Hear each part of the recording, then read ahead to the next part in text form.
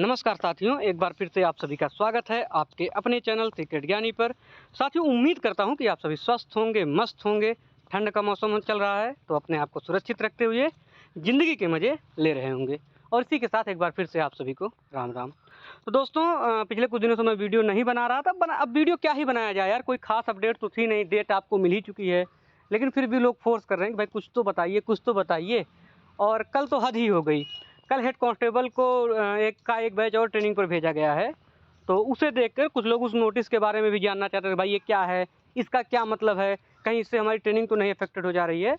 तो मैंने कहा ठीक है, इस बारे में भी एक छोटा सा वीडियो बना ही दिया जाए।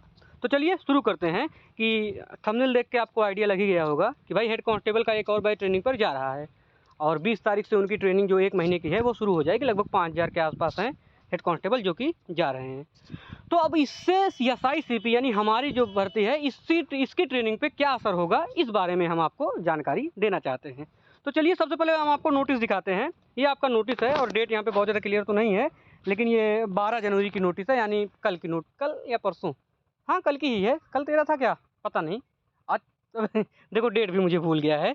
शायद 12 तारीख की ये नोटिस है। और इसमें अगर आप इस नोटिस को ध्यान से देखेंगे तो ये बहुत ही आपके मतलब आपके लिए एक तरह से मैं कहूँगा कि सुकून देने वाली खबर है। इसमें भाई 30 तारीख आपका फिक्स ही है, वो हमने ऑफिशियल नोटिस में देख लिया था। बट आप अगर इस नोटिस की मुझसे पूछना चाहेंगे कि इसका अपने लिए क्या मायने है, तो इसका अपने लिए सिर्फ यही मायने है कि अगर आप इस नोटिस को देखेंगे तो इसमें जितने भी बैच जितने भी भेजे जा रहे हैं हेड कांस्टेबल, उनको किसी भी पीटीसी या पीटीएस में नहीं भेजा जा रहा है। उन्हें सिर्फ पुलिस लाइन्स में और पीएसी बटालियंस में भेजा जा रहा है।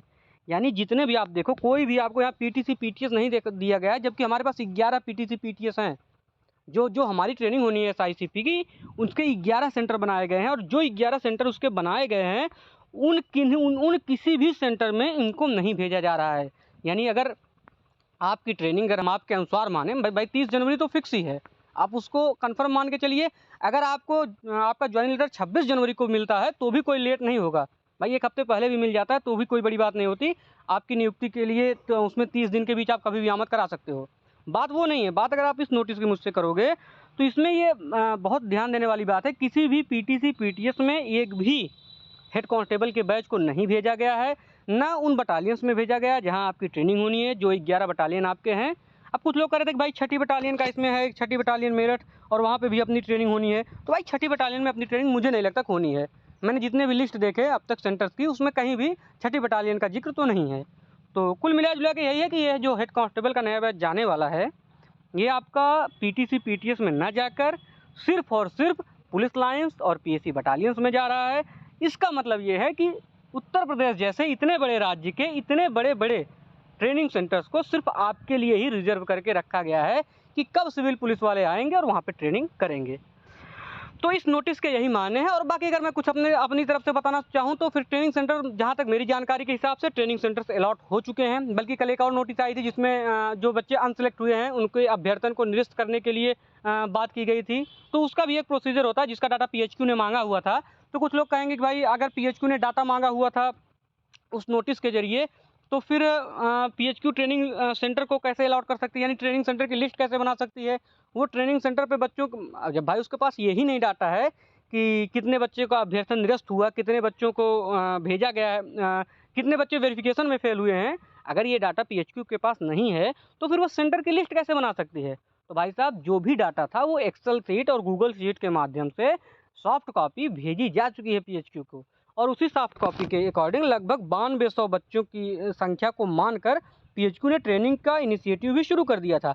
लेकिन कागजी कार्रवाई डिपार्टमेंट की जान होती है और इसीलिए वो हार्ड कॉपी में मतलब ये हस्ताक्षर किए हुए डाटा जो है वो मांगा गया हुआ था। वो भी हमारे सोचने का विषय नहीं है। तो कुल मिला के यही है कि हम लोग ज़्यादा सोचते हैं, जो भी हमारे भाई हैं वो ज़्यादा सोचते हैं। इतना सोचने की आवश्यकता नहीं है। 30 तारीख को आप बैग पैक किए रहिए। 30 तारीख से आपको ट्रेनिंग पे जाना है और 31 तारीख से आपकी ट्रेनिंग शुरू होनी है। ऐसा मैंने ट्रेनिंग हेड साहब ने बोला है। और ट्रेनिंग हेड साहब से ज़्यादा क्रेडिबिलिटी मुझे नहीं लगता किसी और की होनी चाहिए भर्ती में और इस संदर्भ में। तो यही सारी बातें चल रही हैं। और ठीक है दोस्तों, बहुत बड़ा वीडियो तो नहीं करना है। तो यही है, 30 तारीख फिक्स ही है। हाँ, ये है सेंटर की लिस्ट क्यों नहीं आ रही है, तो भाई लिस्ट तो तैयार है और बस वो आने की देर है। वो कब आएगी यह तय करना ट्रेनिंग डीजी साहब का काम है। जब वो बोलेंगे तब आपके पास लिस्ट आ जाएगी। इसमें कोई बहुत बड़ी बात नहीं है, बहुत आपको सोचने की आवश्यकता नहीं, और ऐसा कोई नियम भी नहीं है कि ट्रेनिंग सेंटर्स की लिस्ट नहीं आएगी तो आपकी ट्रेनिंग नहीं होगी। भाई साहब, अब आपको जो मिलने वाला है वो है आपका नियुक्ति पत्र। नियुक्ति पत्र का इंतज़ार करते रहिए, कोई दिक्कत नहीं है। उम्मीद करते हैं कि जल्द से जल्द आपको ट्रेनिंग सेंटर की लिस्ट भी देखने को मिल जाए।